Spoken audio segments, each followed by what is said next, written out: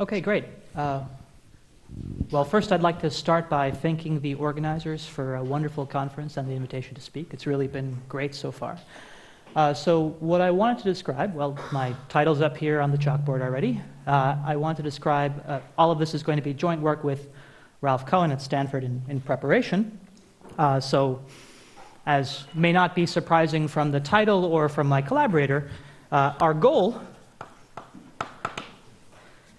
well, is the title. So let me actually say a little bit more carefully. We want to understand the relationship between, on one hand,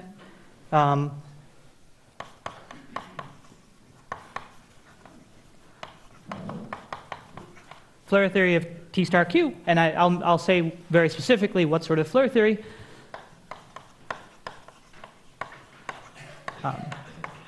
And the string topology of Q.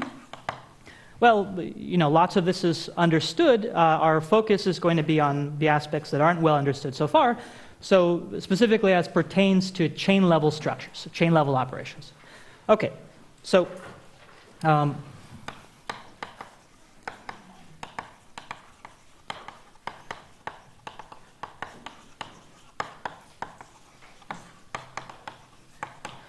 okay, and so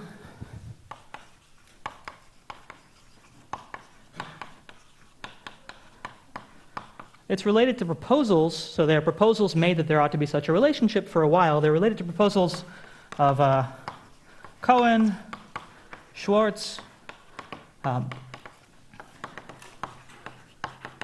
Chainlevel.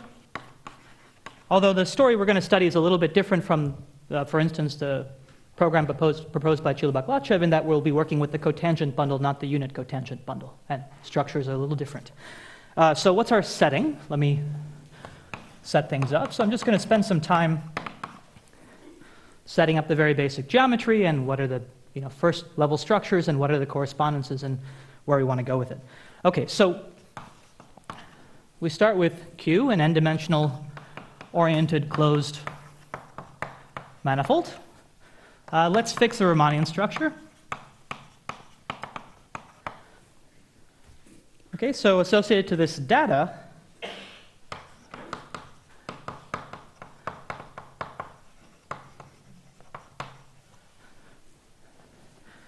we might want to study something in symplectic geometry or something in topology. So let me just recall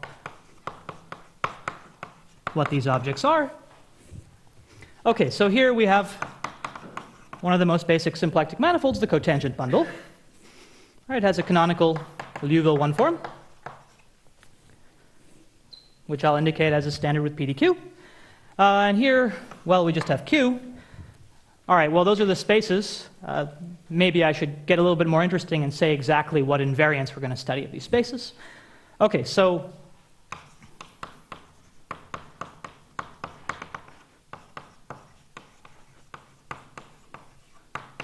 here we have symplectic cohomology.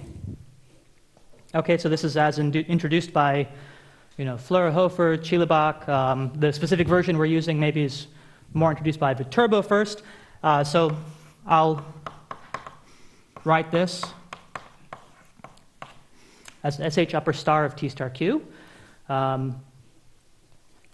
remark on conventions in a second. This is the same as what most people call symplectic homology. There's grading conventions and stuff and such are different, in line with more Seidel's conventions on this. Okay, so one formulation, just let me recall what this is, since I don't think it's been described yet at this conference. So this is a type of Hamiltonian Floer homology. Unlike the compact manifold case, Hamiltonian Floer homology isn't invariant of choice of Hamiltonian, so different choices are meaningful and lead to different answers. And so there's one kind of nice class of choices.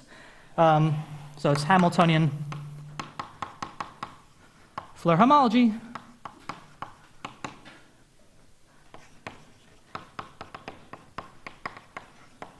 For a Hamiltonian, that's a large growth near infinity. For instance, it could be quadratic. So let's say it just equals the norm of p squared near infinity with respect to the auxiliary metric I've chosen. Okay, so,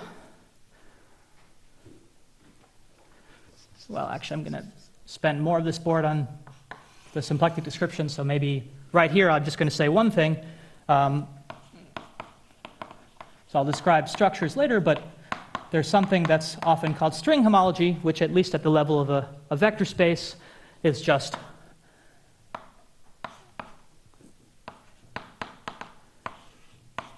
the homology of the free loop space.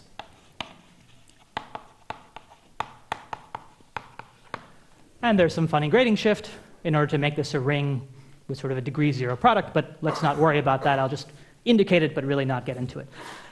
Okay, so let me get back to Hamiltonian Floer homology, just to give a qualitative indication of what this thing is, as I know it's going to appear later on in the week. I'll just say a couple words. So if you choose a Hamiltonian that's, say, large growth near infinity and, say, C2 small in the interior, we can choose H.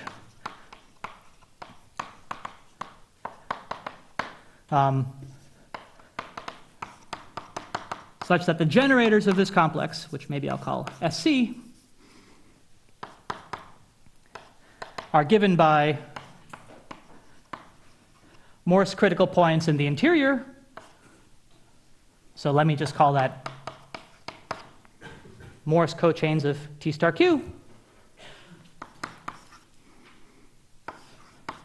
plus a generator for every parametrized Rabe orbit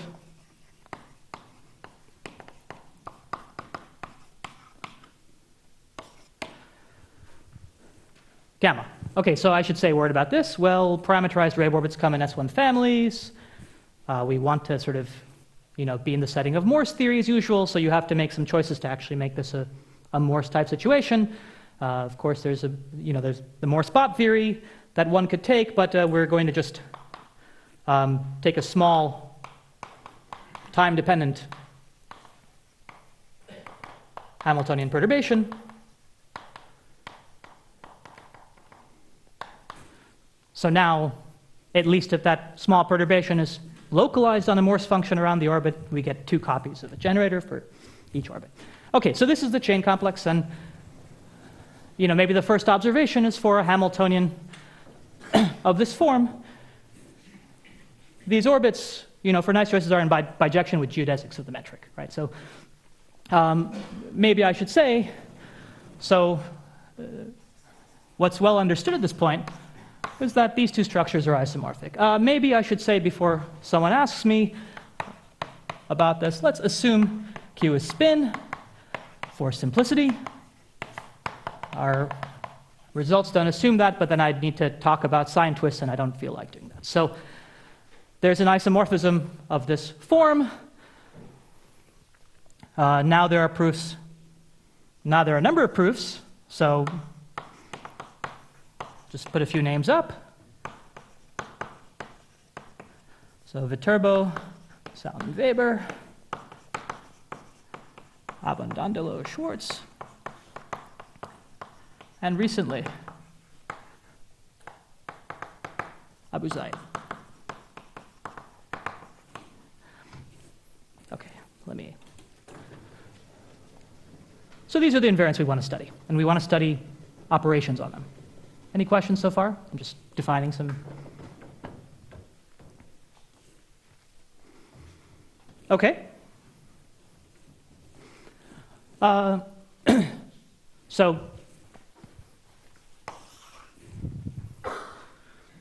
maybe I'll just remark finally with respect to Floer theoretic conventions.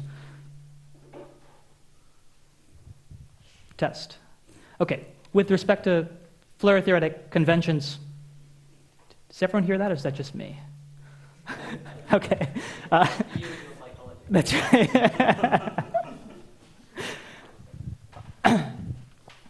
We've graded things so that the differential on the Floer complex has degree +1. Okay, so it's cohomological grading. All right, and so D, of course, counts some sort of Floer cylinders, satisfying Floer's equation with the usual asymptotics, so on and so forth. And the only real observation I'll make here is that well, we're in the exact setting, so transversality is all fine. There is a new issue, which is compactness of moduli spaces. So we're looking at maps into a non-compact target. So compactness is a non-trivial point.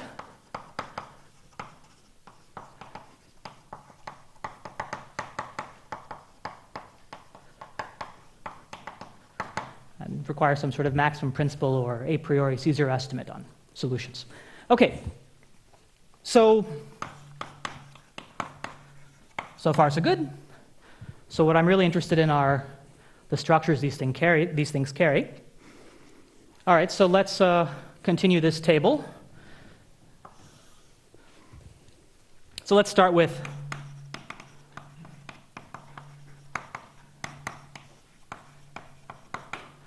pair of pants product, just as a review for anyone who hasn't seen this. So if I draw, I can represent this two different ways. So remember, my generators are parameterized orbits. So if I'm looking at sort of moduli spaces, I should look at moduli spaces with mark points with asymptotic markers that specify the start direction of my parameterized orbit. I'm trying to avoid this reverb effect. But okay, so I can draw something like this.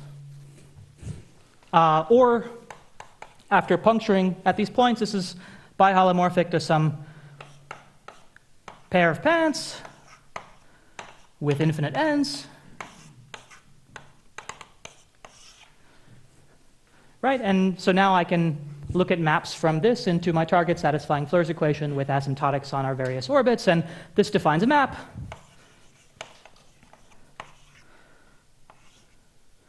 Let me just stay at the level of homology right now. From 2 copies of SH to 1 copy of SH. So the conventions are such that I'm putting inputs on the right and outputs on the left.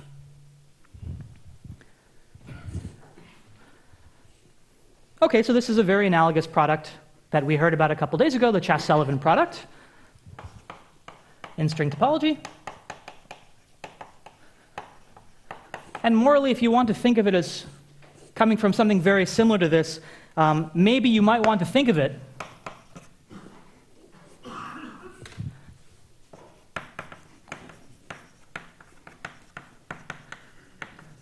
as coming from a correspondence type construction.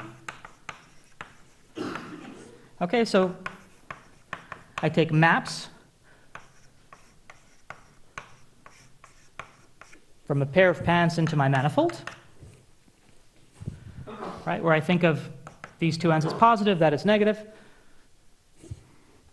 Well, and if I restrict, so if I have a map like this into Q, I can restrict to the value of the map on its inputs or outputs.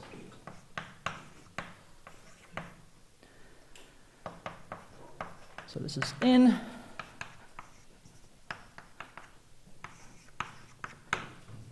Here's out. And I'm supposed to use something like this correspondence to construct a map directly from here to here by, well, using a wrong way map in one direction. Okay, so we need a wrong way map. And so in the original paper, Chas and Sullivan describe one such construction. Of course, that particular construction is known to have some transversality issues, but there are other constructions of such a wrong-way map. And maybe I won't go into details, but certainly such a thing is sort of well established in the literature. Okay, so any questions so far?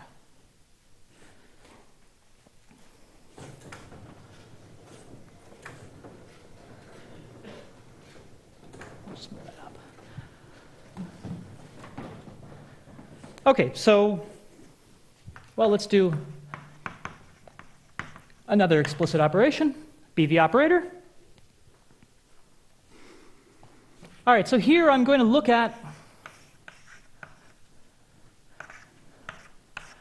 just the cylinder. I'm not going to look at a more complicated topology for my Riemann surface, but I'm going to notice that, well, this cylinder had some choices I made, which is this choice of asymptotic direction. So there's a family of surfaces, such cylinders, where I rotate one asymptotic direction relative to the other, right? So I can take the family of surfaces, the union over theta in S1 of this cylinder where one asymptotic marker is at angle theta relative to the other one. All right, so I just take the union of that moduli space over theta and S1, and it turns out I can also associate to this parameterized family of surfaces a parameterized set of solutions to Floer's equation with domain an arbitrary element of this family. And so this defines a BV operator, which I'll indicate by the homology of delta, because we'll be interested in the chain level construction eventually.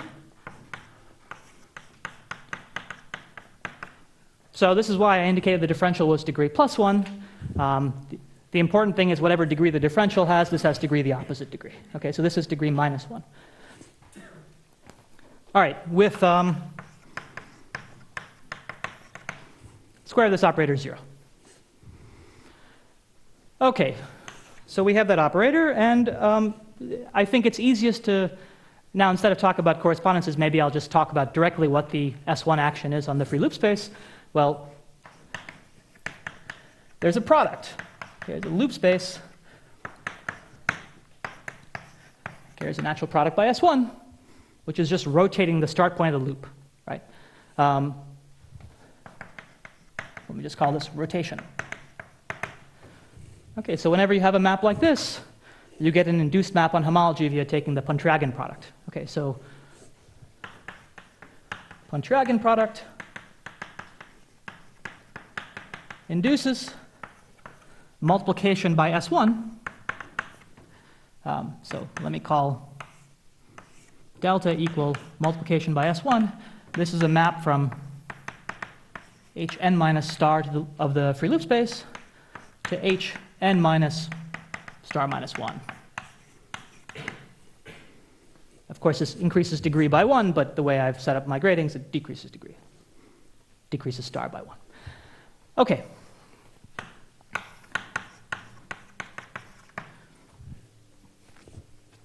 Satisfies, has the same behavior.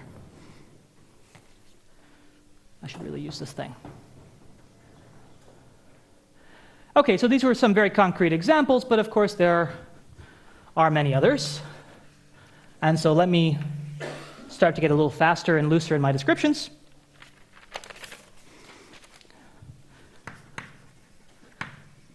There are other operations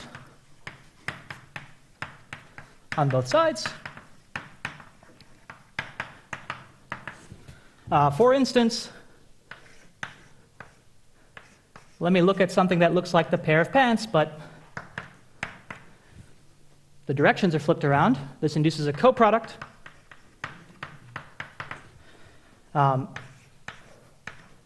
If I look at an operation with no inputs and just an output, this is a unit, as we know and understand. So this gives me a unit for my algebra structure. It's a unital algebra.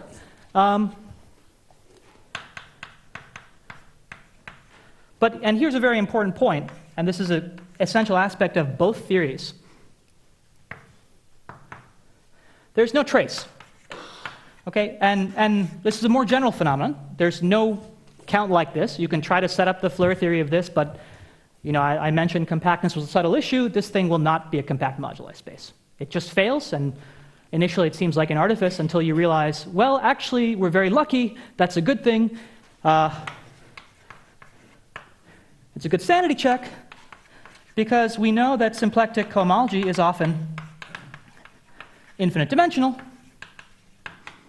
And if we had such a thing, it would induce some sort of Poincare duality pairing, and we know that infinite dimensional vector spaces aren't identified with their duals. Okay, so this is a sanity check, because if this trace existed, then symplectic cohomology couldn't exist, right? So, all right, and the same thing is true in string topology, and more generally,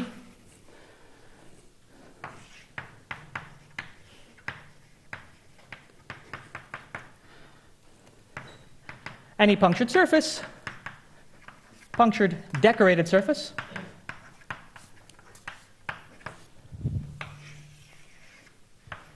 so here's a surface.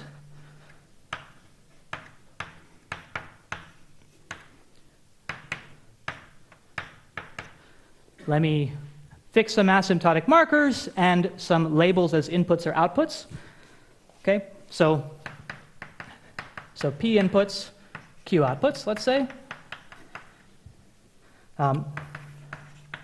induces an operation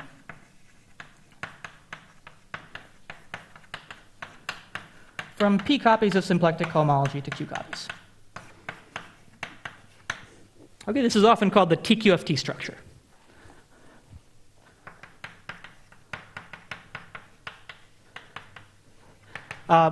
Importantly, as just like there wasn't a trace, there isn't any other operation with no outputs. Okay.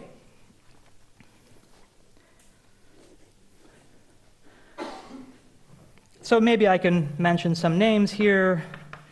So TQFT structures in Floer theory, you see in sort of the compact case with work of PSS and Schwartz.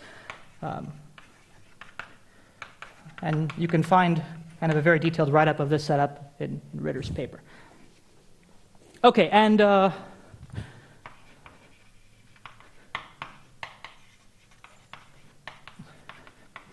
same sort of situation in string topology.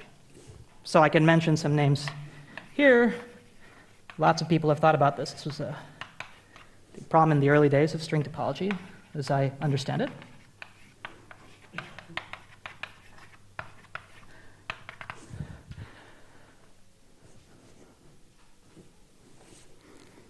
Okay.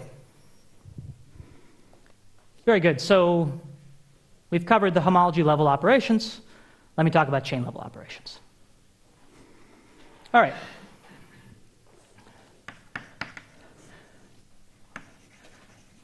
In general, one can also associate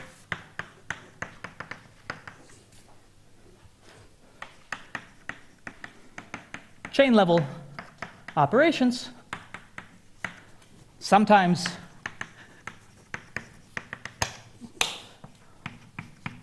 these chain level operations come in hierarchies.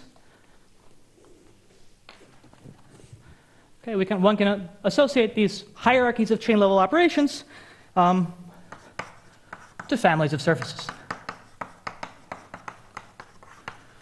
All right, so I'll do just one or two examples of this. I'll just mention it, but the first thing I want to say is actually we've already seen the beginnings of one, which is the BV operator.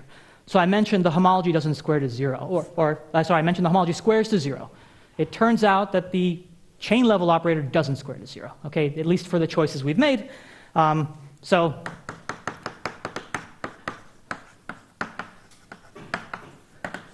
note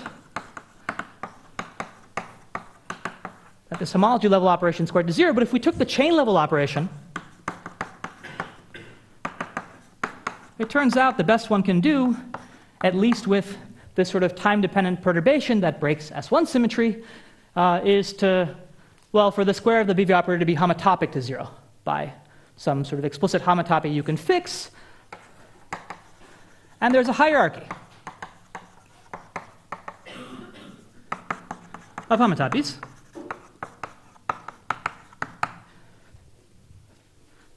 Let me call them delta k, degree 1 minus 2k. So, delta 1 is the thing we were calling delta before. And they satisfy some equation that generalizes this one. Okay, and so why would we ever want to do this? Well, we might be interested, in Floer theory there's this loop space lurking around. We have circle rotation, and often equivariant homology is a very interesting invariant. And it turns out that if you want to recover equivariant homology, equivariant symplectic homology, you need all this information. Okay? So I think I first saw this in Zeidel's biased view survey of symplectic cohomology, but this is enough information to recover equivariant symplectic cohomology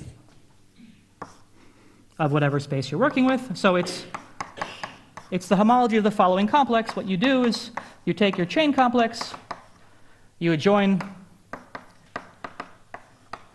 a formal variable of degree -2, and you look at some differential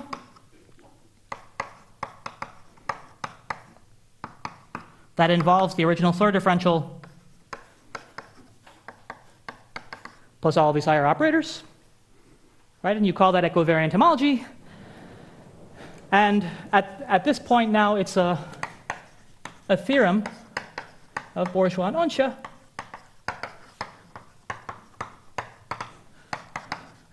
This gives the same answer as Floer homology for the action functional of your Hamiltonian on not the loop space. Well, let me just stick to T star Q, but the Borel construction of loop space. Okay. So this agrees with what we might usually think of as equivariant homology via the Borel construction. Okay. Any questions so far?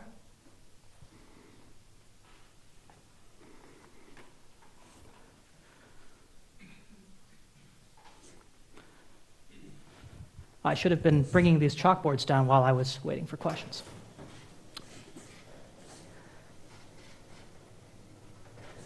Okay, so the point of that exercise was to illustrate that even if we are interested in homology groups in the end, we still care about chain level operations. Okay.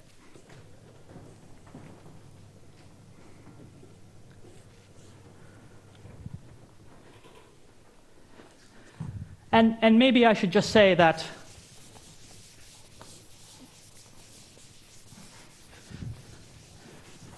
I'll just say this in words. Of course, the same phenomenon is true for the homology of the free loop space. There, the BV operator actually doesn't square to 0 either. You can set things up so it squares to 0 strictly, but you still need to look at the chain level BV operator, even if that thing squared to 0. You still need to look at the chain level BV operator to get equivariant homology out. Okay, so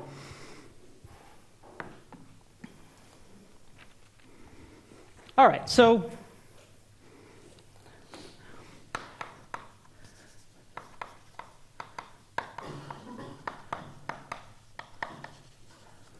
let's talk about what chain level structures we have currently in the literature and in progress. Or, I mean, at least have been constructed on either side is what I mean.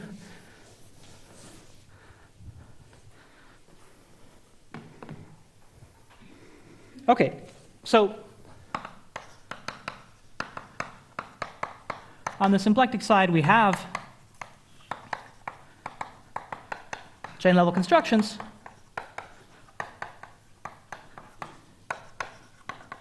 of various hierarchies of structures. Okay, so there's this family of BV operators. There's an A-infinity structure on symplectic cohomology, which determines some Massey products. So actually, this appeared in my thesis as pertained to something else. But I understand that Shilabak and Latchev also have a construction of this, and more generally, maybe there's also an L-infinity structure plus a coupled L-infinity A-infinity structure due to Shilabak and Latchev, in addition to the sort of hierarchy of BV operators. And you know, some of this, and there might be other things too. Okay, and on the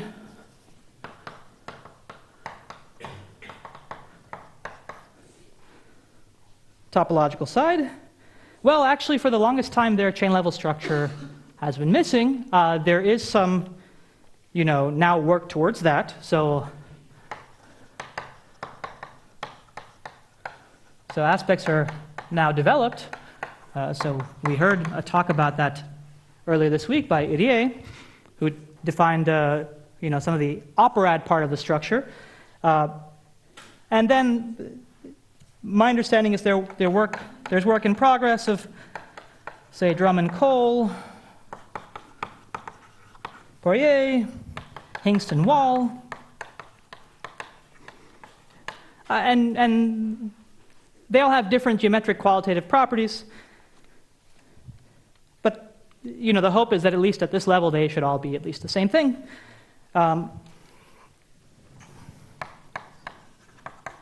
aspects by Westerland, and others. Did I miss anyone? No, I said the results look screen. I know. Well, Do you want me to get to the main result? I was just remarking that you presumably get a lot of chain level structure just by sort of importing it from Hopkins-Lurie. Yes, indeed. So let me state a theorem, since Tim has suggested I do so. That's true. You do get some things just for free, but I'm going to.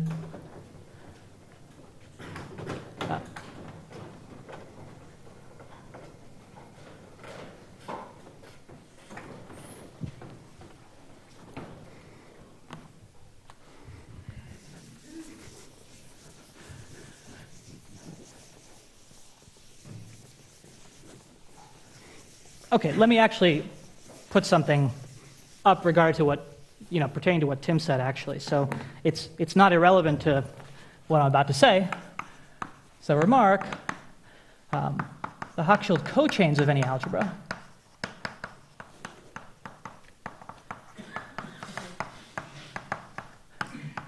has an A infinity and L infinity structure,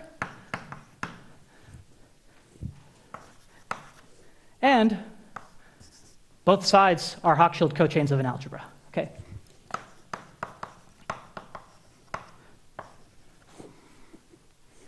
Sorry. I think that's what I meant by Hochschild cochain.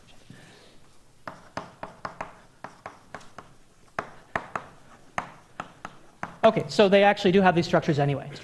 So let me state a theorem.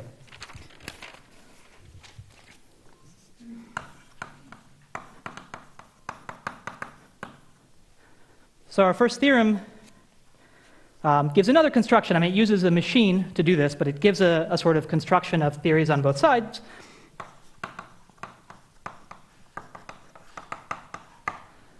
Maybe another. And it carries this bit of the theory as well as some other stuff. So let me state a theorem.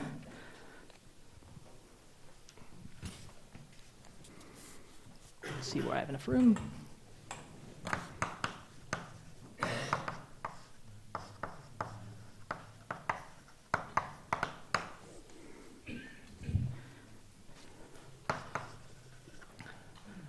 There exists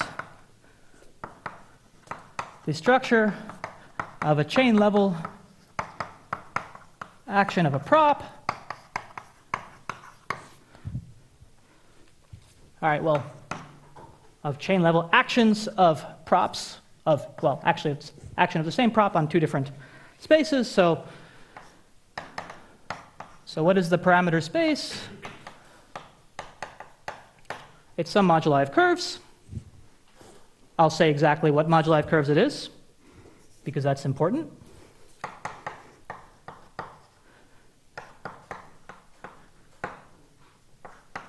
I should say the cotangent bundle.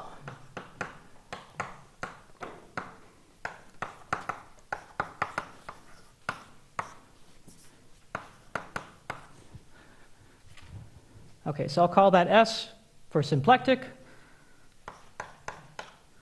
Call this T for topological.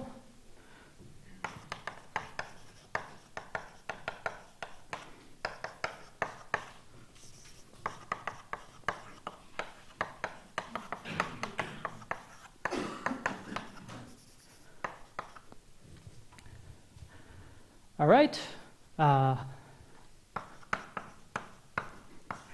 With at least one output.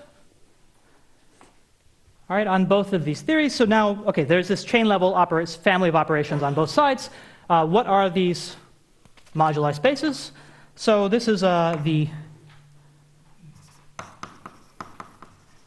uncompactified moduli of curves, genus G, with N1 input punctures, N2 output punctures, equipped with asymptotic markers. All right, so that's the statement, the first statement. Maybe I should comment on open moduli space. All right, so that's the thing that seems a little strange from the point of view of Floer theory. We're used to all our operations coming from compactified moduli space.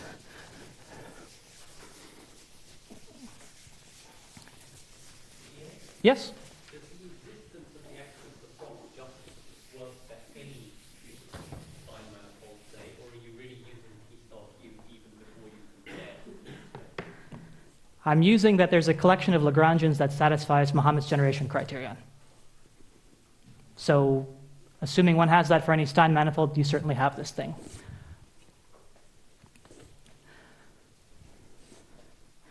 Okay.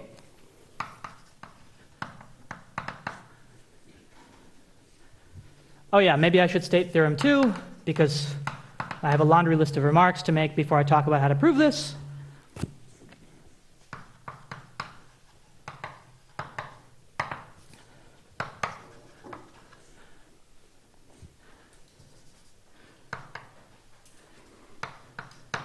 The isomorphism, or there is an isomorphism from symplectic cohomology to loop space homology intertwining these operations. Okay, so whatever we're getting out of this are naturally just equivalent. Or well, I should say what we're getting out of this. So Mohammed seems to have a question. Okay. Sorry, what? Yeah, so, I mean, I think, you know, the way this is constructed, so we're citing a machine to construct this. So we're citing, I'll say more about this. I mean, that's most of what I want to say after this. We're citing this result of Kontsevich-Vlassopoulous, which is related to this Kontsevich-Soibelman thing, where you look at cells of moduli space, and you know various open cells are indexed by certain types of ribbon graphs. It's kind of some very explicit construction. So use some kind of self-decomposition.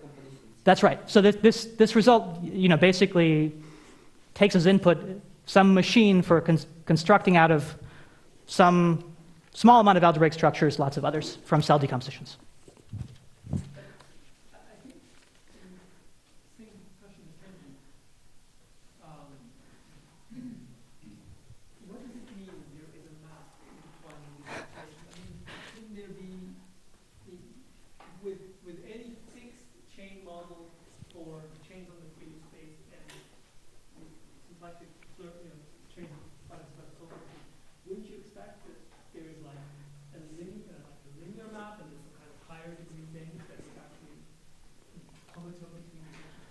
Sure. I mean, there should be some, you know, kind of theory of infinity morphisms of algebras over this prop.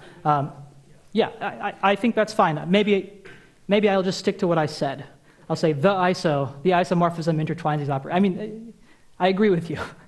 So any isomorphism intertwines these operations, suitably speaking, I think. But I don't know if the relevant result about algebras over props is in the literature.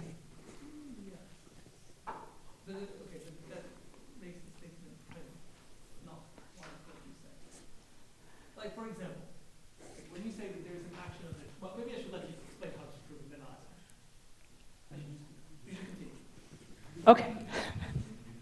Fine. All right. So, yes? In your theorem 1, do you want to add something which makes this non-trivial?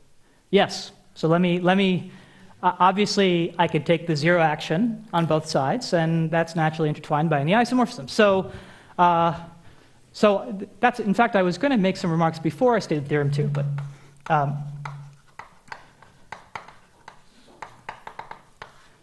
remarks on theorem 1.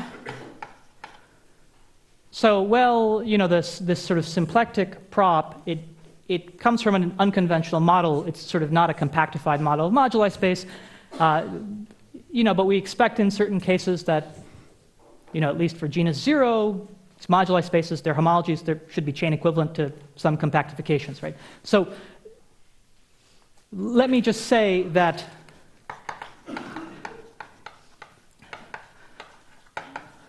this prop structure on the symplectic side is known to recover the pair of Pan's product, the BV operator, the coproduct, the A infinity structure, the L infinity structure. I think this actually might use the construction of the L infinity structure, of course. So Chilak-Lachev. I mean, just to check that this thing has that information. It has an L infinity structure, but to check it's the same, you need something that I don't want to get into, plus other things. So plus, let me state a couple others that are of interest. You might be interested in sort of a gravity-style bracket.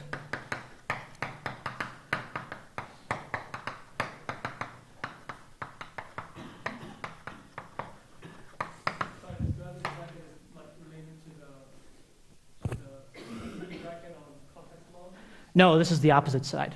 Contact homology is the one-to-many, right? That's on SH plus, S1, and it's one input, many outputs. This is the other way. This is Getzler's gravity. No, the coproduct is highly degenerate. So I maybe just a remark. I mean, of course, this is not going to cover all the contact homology operations because they're defined on free loops, mod constant loops, and there are some interesting secondary operations here that we're not covering in this theorem. Okay, so there's a gravity bracket. If you want, there's this thing knows about the correct Steenrod operation, at least in characteristic 2, which is the only thing I've bothered to check at the moment. So maybe that makes maybe I can argue that makes a symplectic one recover some non-trivial information. Okay, and yeah, so well, let me just say field. Everything is defined over Z, but for the equivalence, maybe I want to stick to a field. T, at least, I can't speak for all the chain-level operations because they're just very newly constructed, but T at least knows about all homology-level operations of string topology, plus, say, the gravity bracket and the A infinity and L infinity structures that I remarked about earlier. Okay, so these props on both sides know a lot of information about symplectic homology and loop space homology. So it's not clear to me yet that they know everything, but because of this uncompactified moduli space situation. But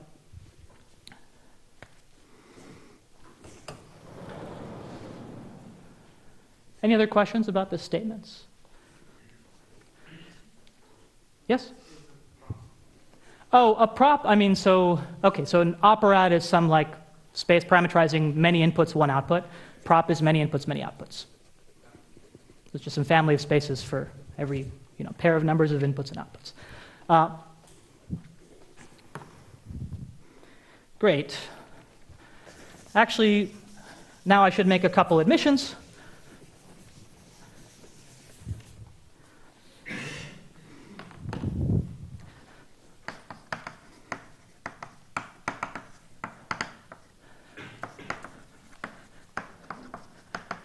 The machine we use to produce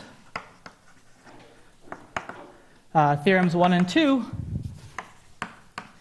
have actually only been written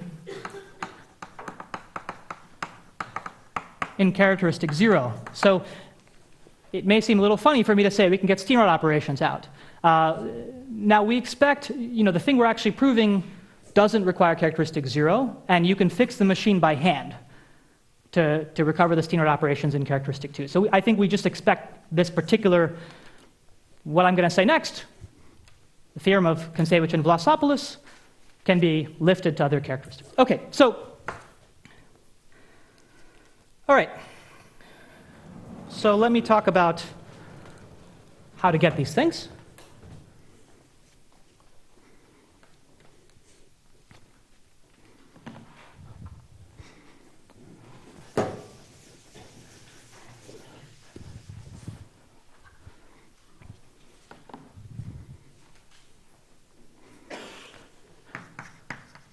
Okay, so the proof uses results in classification of topological field theories.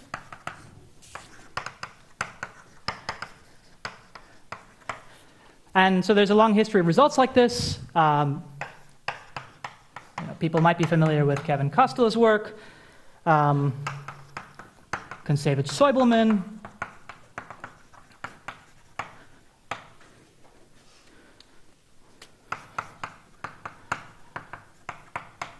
Then a little bit more recently, Lurie and Hopkins-Lurie on extended field theories. And I mean, the particular model of things we're using is this recent work that's still unpublished of Kontsevich-Vlassopoulous. It's a particular workable model. So I would say these two are formal analogies, but they handle the case of theories where you have to have at least one input, not one output, so they don't apply as they're proven. Okay, so these two, well, Hopkins and Lurie do something much more general, but at least this one talks about how to build theories with at least one output. And they're different stories, surprisingly. All right, so the idea is we want to use the fact, as Tim alluded to, that, well,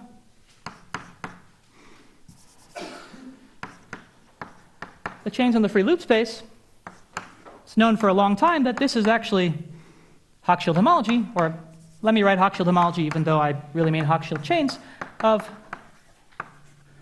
chains in the base loop space. Okay, so there's a Goodwillie type isomorphism. So let me say what this is. This is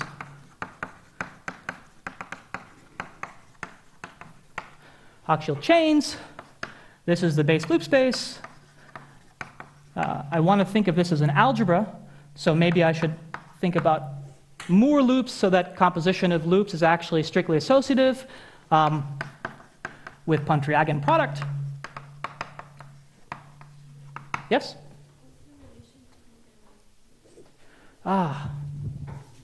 M equals Q.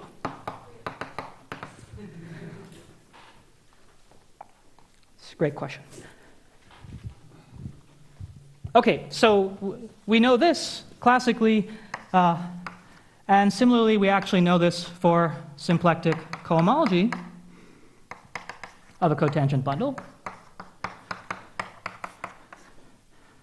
This is isomorphic to another algebra,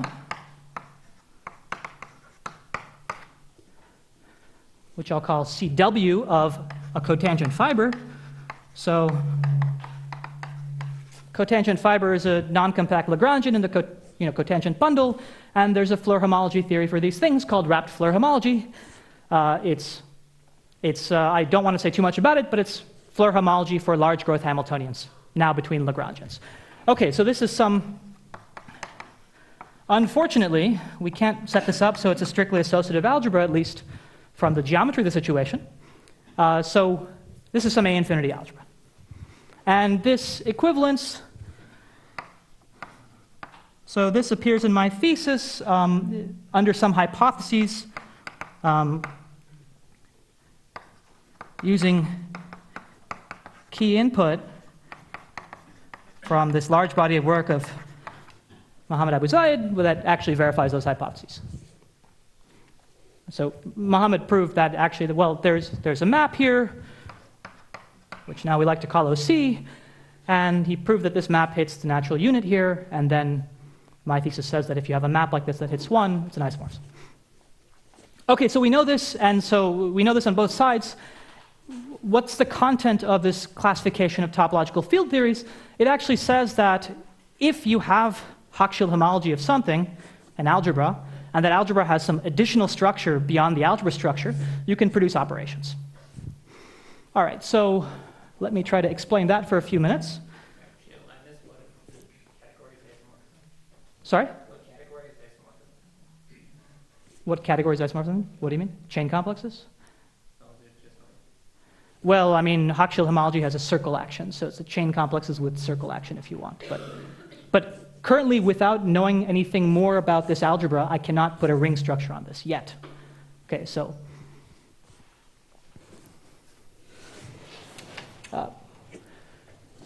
great.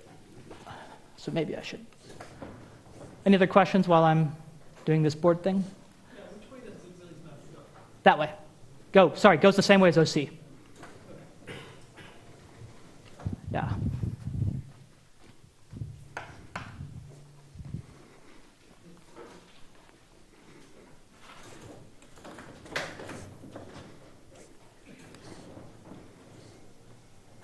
So can you repeat your last sentence? It was something about if you have an algebra with something, you can do something. Yes, I'm about to put it on the board, provided I move one of these boards down and not all of them up.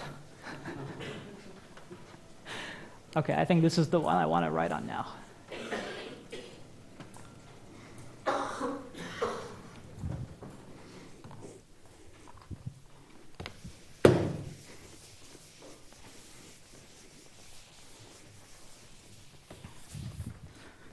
Okay, so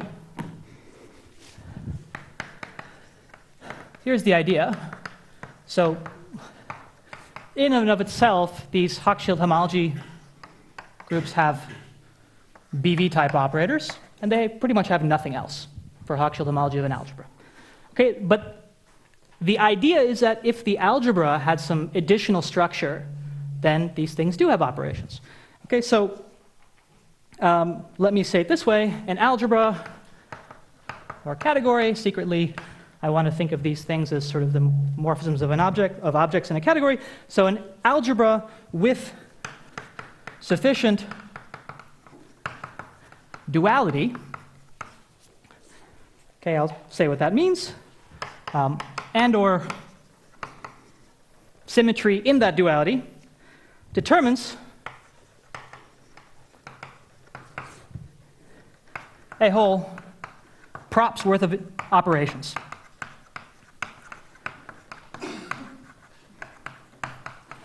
So in algebra A, and the operations are determined on Hochschild homology of A. Okay. So what type of dualities or symmetries? Maybe I'll spend. Yes.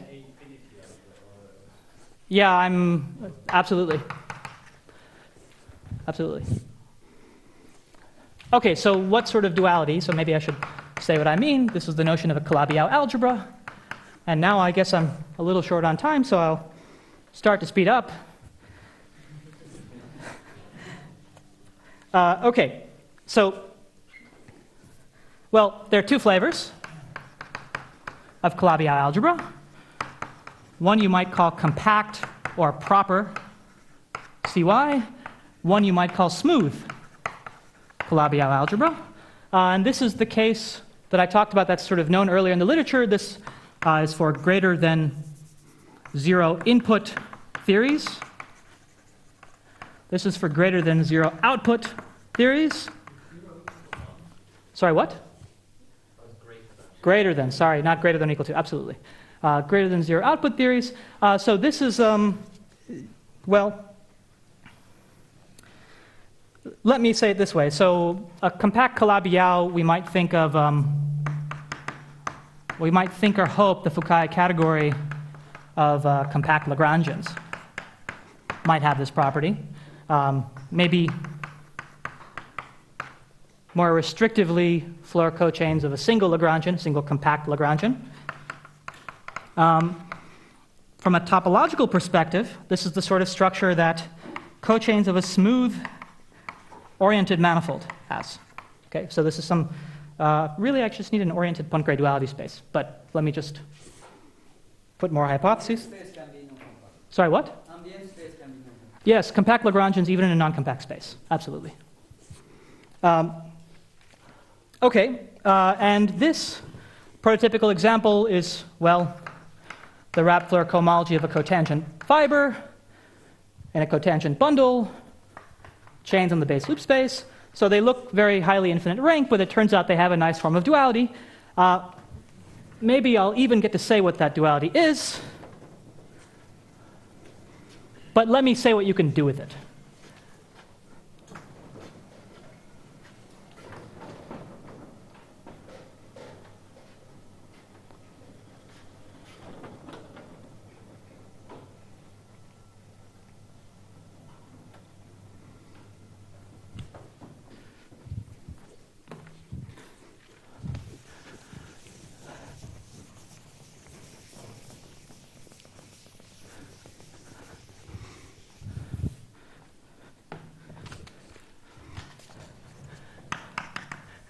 the idea is, well, okay, for instance, for cochains of a manifold, this sort of Calabi-Yau structure, specializes to Poincare duality. It's a non-degenerate pairing. Okay, so the idea is we want to turn inputs into outputs. So, our A infinity algebra is often given by you can think of their inputs as being things like trees. And if you have one of these Calabi-Yau structures, you can construct, using non-degenerate pairing,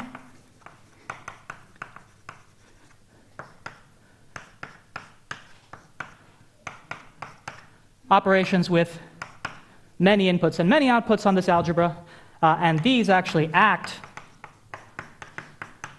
So this is some structure on A,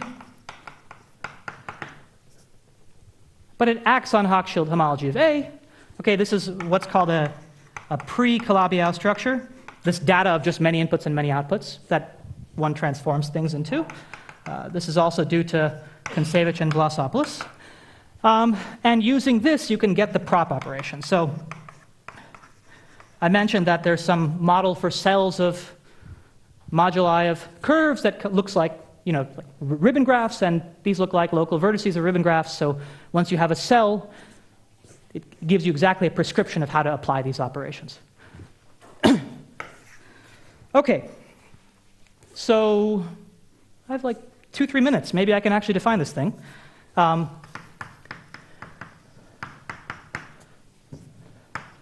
Let's do the dichotomy, because even though smooth Calabi-Yau structures are the ones we're interested in, these are maybe have been more common in nature. So this is for an algebra A. It means that A comes with a sort of integration map.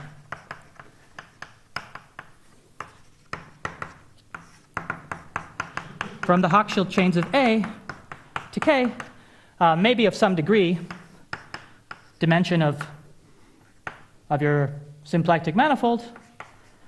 So you have some integration map on Hochschild chains that's somehow non-degenerate. That means that if you look at just the induced map on cohomology, so I just take the product A times A goes into A naturally includes into Hochschild homology of A. Now I map to K. This is non-degenerate. All right, so it induces the usual Poincare duality pairing, but it's some sort of more structure. This is sort of a weak Calabi-Yau structure. Strong Calabi-Yau structure is something about the equivariance of this map. Okay, so Hochschild homology, actually, you should think of it as chains of, generated by chains of morphisms. It has some natural rotation action. So a strong Calabi-Yau structure is a choice of factoring of this map.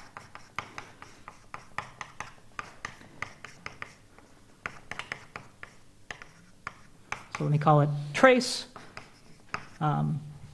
through something that I won't define, but it's called cyclic homology. It's the sort of equivariant homology of the Hochschild complex.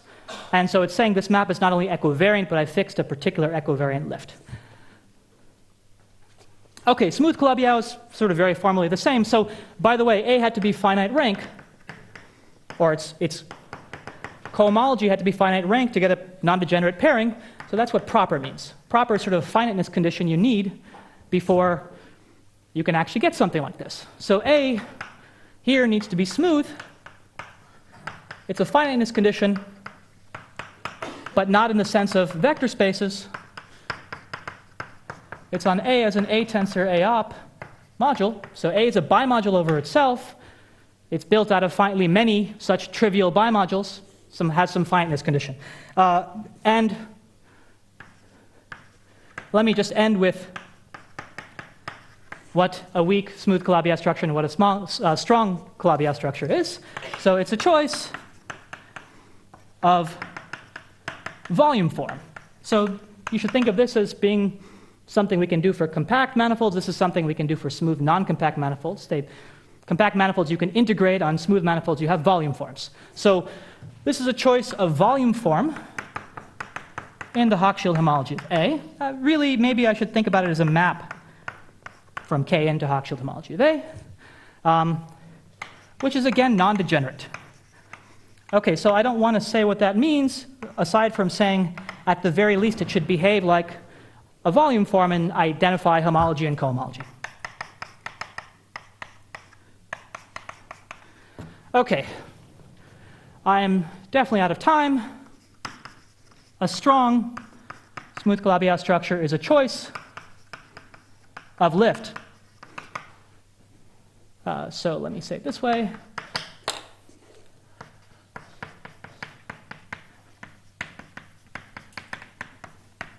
Negative cyclic homology is something, this is like equivariant homology, this is like invariant homology. Okay, so it's a choice of lift.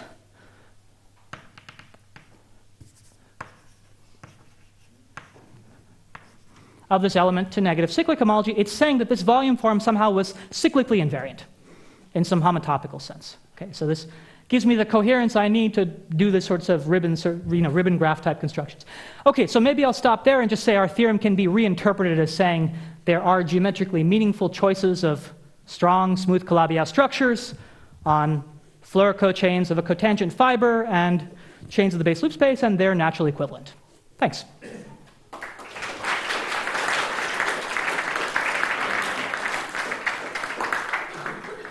Any questions?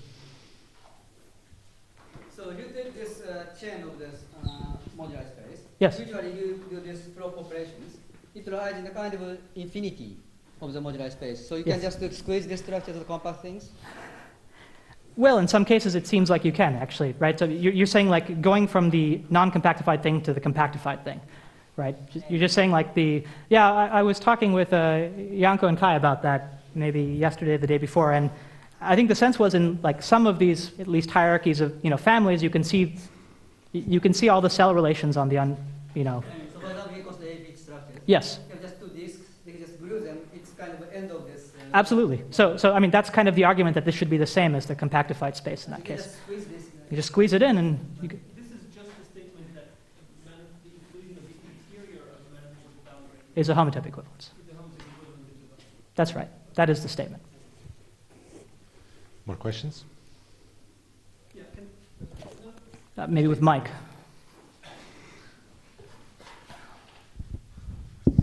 So can you interpret the operations on symplectic cohomology as sort of geometrically defined things using sort of refining Ritter's TQFT construction?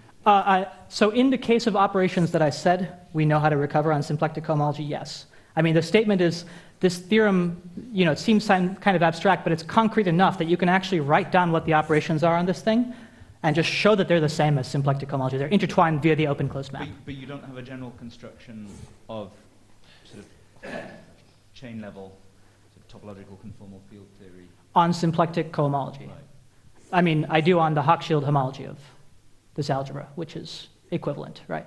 Right, but not Not by counting. I understand. So is that problematic to construct? I mean, I haven't seen any issues in doing it. I think it's just a matter of if you want to talk about, the usual way we like to think about operations in Floer theory are via hierarchies of operations. So you need some cell structure, and you should go through, what the compatibilities in the cell structure are. I mean, I think it's messy more than anything. So we didn't want to do that for this particular case, particularly because, there's this result of Costello's that says that the minute you've constructed this thing, it has to be equivalent. The minute you've constructed a full open closed theory, it has to be equivalent to. Well, once you know that the open closed map is an isomorphism, Which it is in this case. Yeah. I'll ask a question. So you've told us that we're only on the smooth side. So the whole theory is determined by a class in HC minus. Yes. Okay, so now we just have, but we already know they're isomorphic. Yes. Very good. So of course I could say something very silly, which is I just pick the same class. There you go. I built my two theories that are equivalent. So what do you actually say to justify the fact that it's come out? The symplectic side versus the I mean, side. I think you say that in, so okay, it's a fair question. I mean, you could argue the same for, say, the A infinity structure, right? I mean, so you have to justify that it represents something meaningful on the symplectic side, is the point. So what you can do is you can show that that class gives you the right operations on Floer theory, right? At least for some class of examples. That's the thing that we do.